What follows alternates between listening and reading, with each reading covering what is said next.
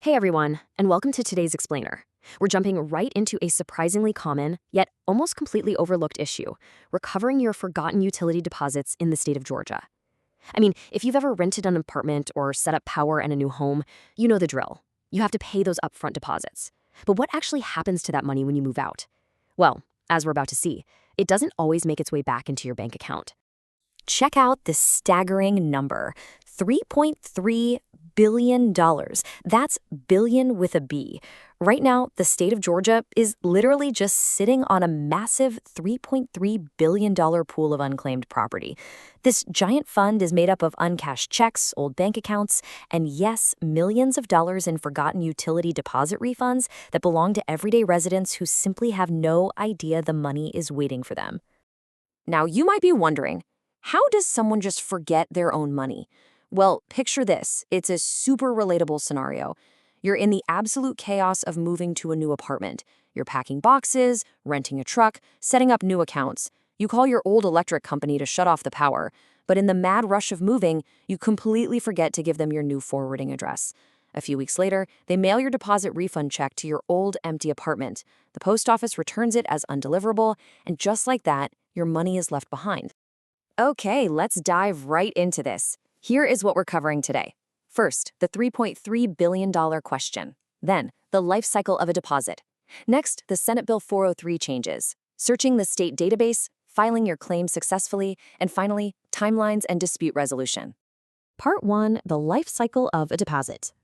Before we talk about how to get your cash back, we really need to briefly contextualize why these utility companies are legally allowed to demand security deposits from us in the first place. Basically, they do it to establish consumer credit. If an applicant has poor credit or maybe a history of late payments, utility providers can ask for a cash deposit to lower their risk of getting stuck with unpaid bills. But here's the thing: they can't just charge whatever they feel like. The Georgia Public Service Commission strictly caps how much utilities can ask for, which prevents predatory billing. For example, residential electric deposits are generally capped at roughly 21% of the estimated annual cost of service. Georgia Power limits their standard deposits to 2 times your average monthly bill.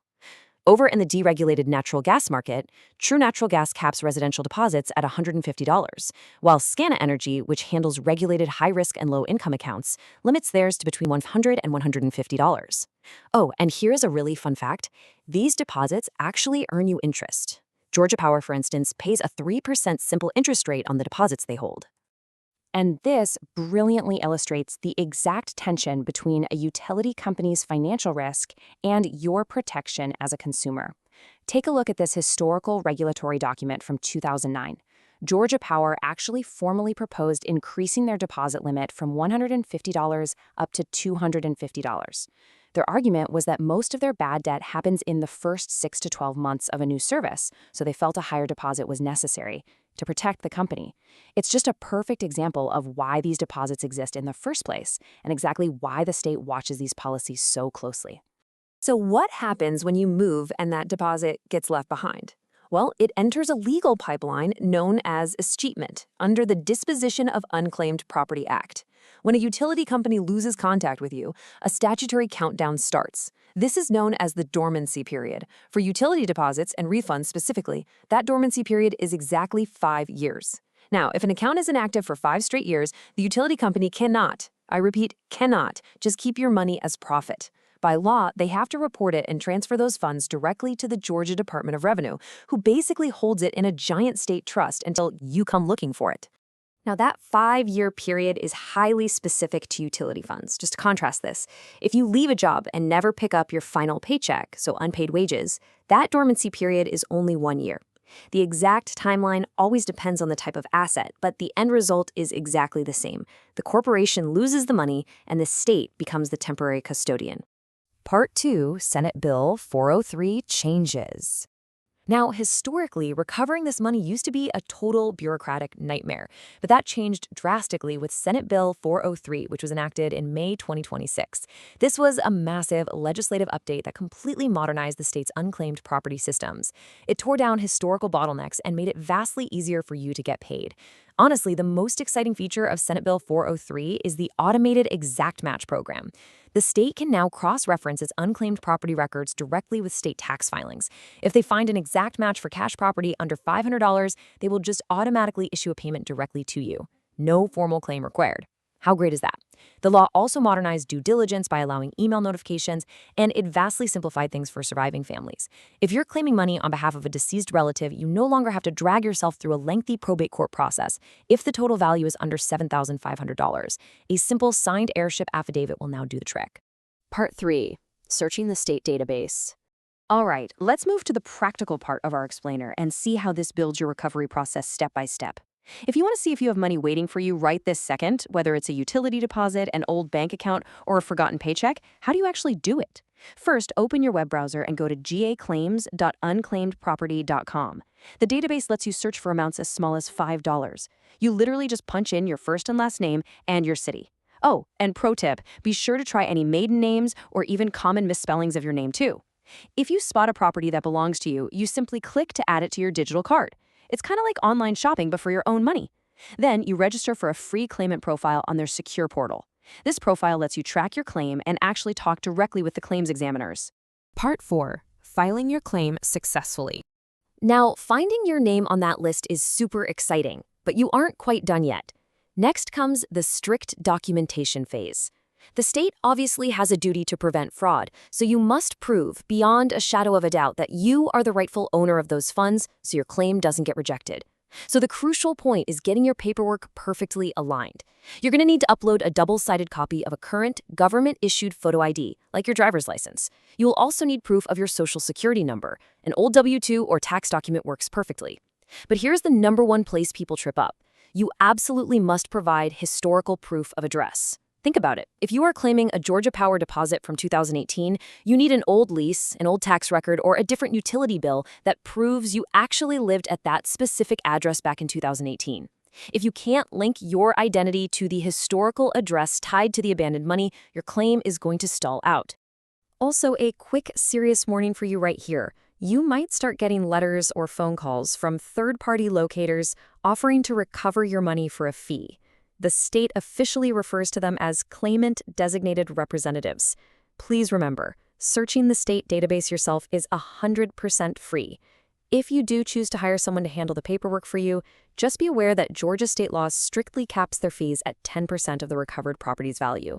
And always verify their registration status with the Department of Revenue before you sign over any power of attorney.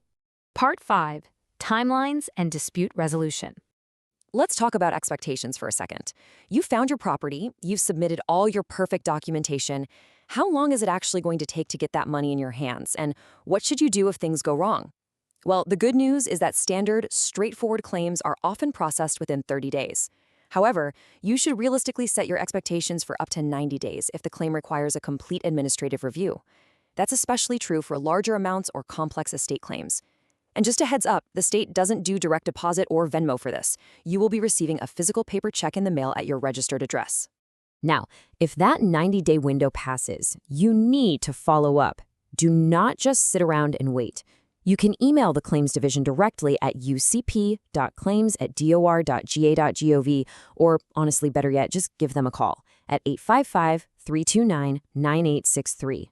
If you want a great little script to use on the phone, simply say, "Hello, I'm calling to follow up on claim number. Insert your number here, filed on insert date. I see it has been pending for over 60 days, and I just want to ensure you have all the required documentation to issue the check." And as a general rule, always keep a paper trail of all your communications. Now, what's really interesting about this is looking at a totally different scenario. What if the 5-year dormancy period hasn't passed yet? Like, what if it's only been 2 years since you moved? In that case, the state doesn't have your money. The utility company still does.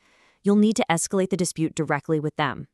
For Georgia Power, you can call their 24/7 support line at 1-888-660-5890. For Georgia Natural Gas, formal billing disputes have to be raised in writing within 30 days of the statement date. And if you are a customer of a cooperative like COBMC, they hold on to what's called capital credits, which are basically excess revenues returned to their members. In fact, if you have COBMC credits from 2021 that were returned as undeliverable, you must claim them from the cooperative by November 6, 2026, or they will be permanently donated to charity. No way to get them back after that. As always, we have to provide a quick disclaimer here. While we strive to bring you the most accurate and up-to-date information right from the source material, financial laws and administrative procedures change all the time. Senate Bill 403 just overhauled the system, and further tweaks could definitely happen. Always consult with a legal or financial professional for personalized advice regarding your specific situation, especially when you're dealing with complex estate claims.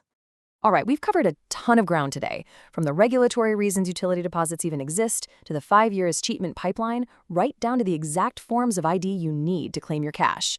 There is a $3.3 billion pie sitting right now in Atlanta, and a piece of it might just have your name on it. So I'm going to leave you with this provocative thought. You know the website is totally free. You know exactly what documents to look for. So have you checked the database today? Go take a look. You might just find a nice little windfall waiting for you. See you next time.